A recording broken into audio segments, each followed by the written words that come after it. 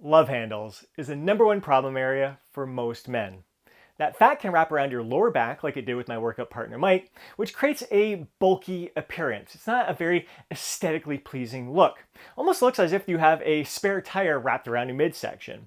Now, as you get rid of your love handles, you can see how it narrows your waist. It creates that V-taper look that we find so appealing and impressive.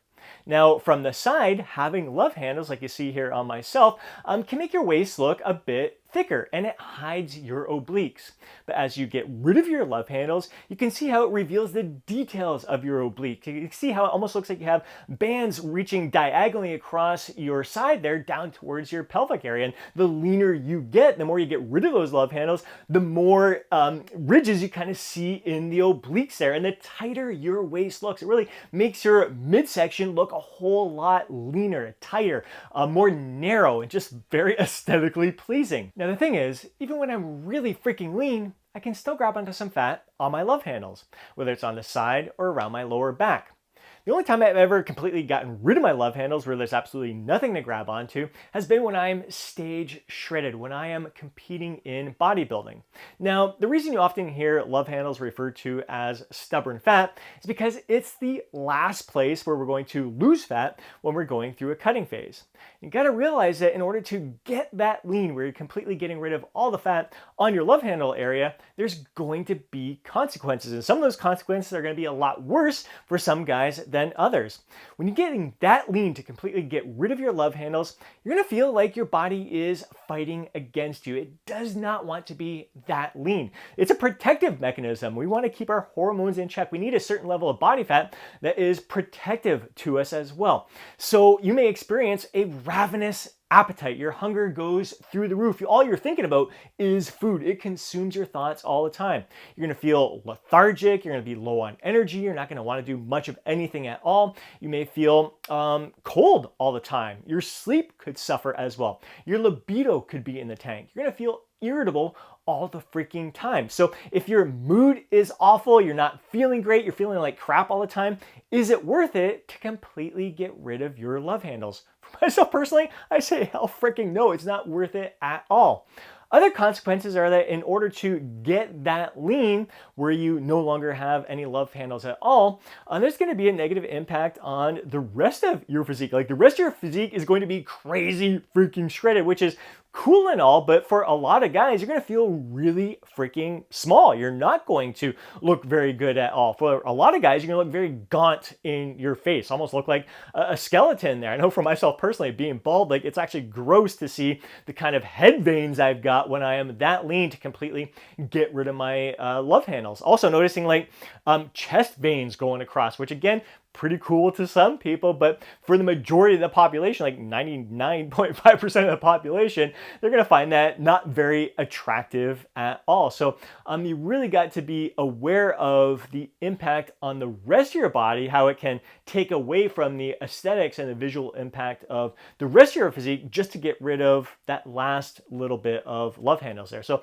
my advice to you is to get comfortable with a bit of fat around your love handles. You can still look absolutely awesome. You can still have a carved out midsection and still grab onto a little bit of fat around there. So if you're grabbing onto that, man, I really want to get rid of that, like you're going to be aware that it may not be in your best interest. Now, we do all store fat a little bit differently. Yes, the love handles are oftentimes the #1 problem area for us guys, where it is that last place to come off. But again, we all distribute our fat just a little bit different. So for some guys, they may see a little bit more details in their obliques, but have a little bit of fat still covering their six-pack, their rectus abdominals there. So they may have just a little bit more lower belly fat there. So their lower abs aren't quite visible, but their obliques look crazy carved out.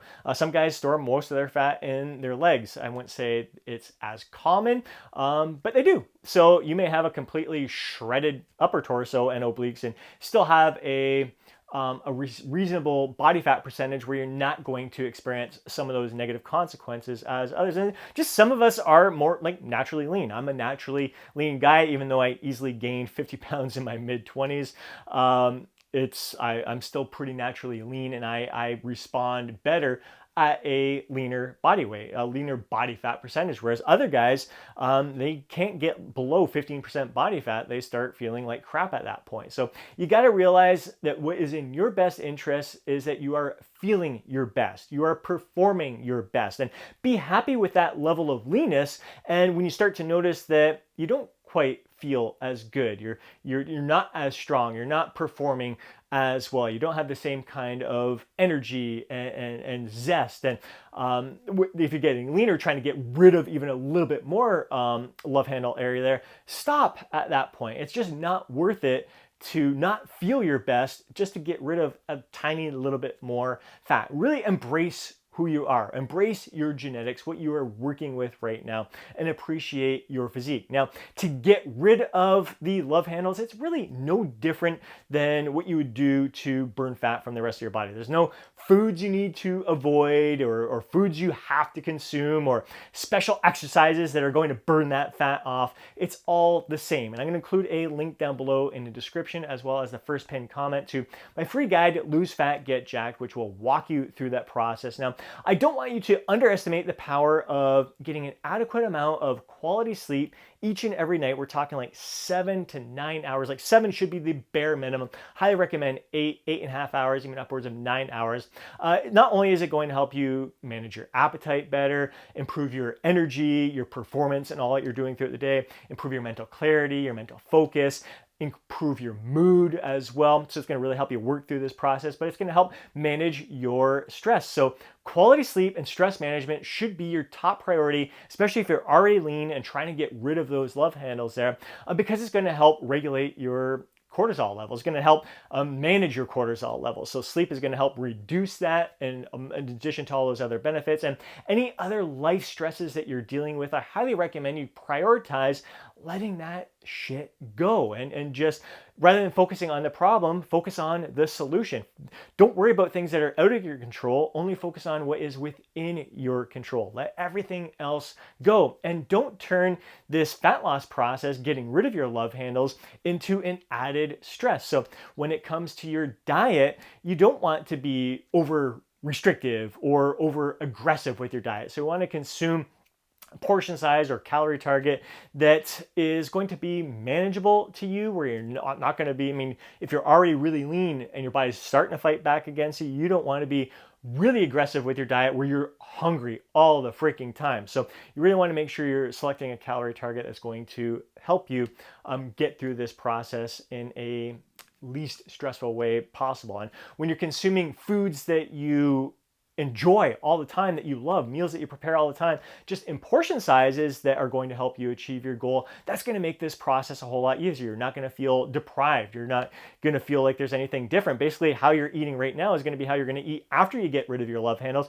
Just you're going to be able to eat a little bit more at that point there. So keeping things consistent with your nutrition, working within your own natural eating tendencies, while making sure that you're getting an adequate amount of each macronutrient and each micronutrient as well. So you want to make sure you're providing your body with the fuel that it needs to feel and perform its best as well. When it comes to your weight training, like, there's no special workout programs or exercises that you should be performing in order to get rid of those love handles. Keep it consistent. Don't turn it into an added stress. So you want to make sure that your programming is suiting your schedule. So the number of days that's going to suit your lifestyle best when it comes to the weight training, the duration of workouts that's going to suit you best. For myself personally, that's 4 weight training sessions per week that are about 45 to 60 minutes. You want to make sure that you're not beating yourself down. So you're not doing more than you should be. When it comes to my active lifestyle, weight training, the cardio, my other activities, it's the exact same when I'm trying to get lean and lose fat, get rid of the love handles, as it is when I'm trying to maintain my level of leanness or build some muscle. It's all consistently the same. The only thing that changes with my lifestyle is my portion sizes. When it comes to cardio, again, keeping that the same. So 3 days per week for me of moderately intense cardio, whether it's on the stair climber, maybe the treadmill on an incline at a brisk pace, maybe the stationary bike, or out on my bike outdoors, and maybe the elliptical machine, jump rope. There could be a lot of different activities I'll incorporate that are going to be moderately intense, but I do that 3 days per week. But every day I'm doing low intensity cardio, getting out for a walk. So it's more like active recovery. So balancing the challenging stuff with the weight training and the cardio with the active recovery, the stuff that's going to help manage my stress, that's going to help get my blood circulating so my muscles will recover. So getting out for a walk with my furry homie Chiefy dog, or walking through the woods with my parents, maybe getting out for a paddle board, doing stuff where I'm moving my body, but it's not breaking me down. It's actually speeding up the recovery process there. I also perform yoga on a daily basis. Now, some of those yoga sessions are focused on mobility and flexibility. Other sessions are focused on a functional strength, whether it's inversions, like doing handstands. I'm working on improving upon that right now. Crow poses, all different kind of balancing movements there. Again, that will complement my weight training. It's not like beating me down or anything, but again, structuring it, it's going to all fit my lifestyle there. It's not going to impact my sleep. It's not going to be, I'm like trying to, I live an active lifestyle. I try to be as active as I possibly can, but I want to make sure my sleep is always my number one priority. So I'm not going to get up extra early and cut into my sleep in order to get in more activity. I want to make sure sleep's my number one priority. I got my work, I got my family, I got my friends, and then I structure all my activities, my weights, my cardio, yoga, paddleboard, all that stuff around that. Oftentimes I'm doing those things, those other activities with my loved ones as well. So kind of pairing it in all there together. So again, designing your lifestyle in a way where it's going to help you get rid of your love handles, but you're going to continue with this after you lose those love handles. Again, the only thing that's going to change is the portion sizes of the foods that you are consuming. And again, always trying to improve upon your nutrition, the quality of nutrition that you're consuming, but always working with the foods that you enjoy, that you love, that you look forward to consuming. So I hope you enjoyed today's video. I hope this provided you some valuable insights. Again, I advise you not to get so freaking lean where you are hindering you living your life to the fullest just for the sake of burning off that last little bit of fat around the love handle area. So do what's going to be in your best interest there. So if you did enjoy today's video, please do me a huge favor and smash that thumbs up button. I'd really appreciate it. If you want to see more videos like this, be sure to subscribe to the channel and hit that alert button so you're notified each time I upload a video. If you know a fellow bro who would benefit from watching today's video, please do me a favor and share it with them. But more than anything, I'd love to hear from you down in the comment section below. Share your thoughts, share your insights, share your feedback on today's topic. If you are currently trying to get rid of your love handles, if there's any challenges that you're facing, if you've reduced your love handles in the past and what has worked for you, I'd love to hear back from you. And before you go, don't forget to download your free guide, Lose Fat, Get Jacked. Once again, it will walk you through that process of burning fat, cutting fat, organizing your lifestyle, designing it in a way that's going to suit you best. Have yourself an amazing day. Catch you in the next video.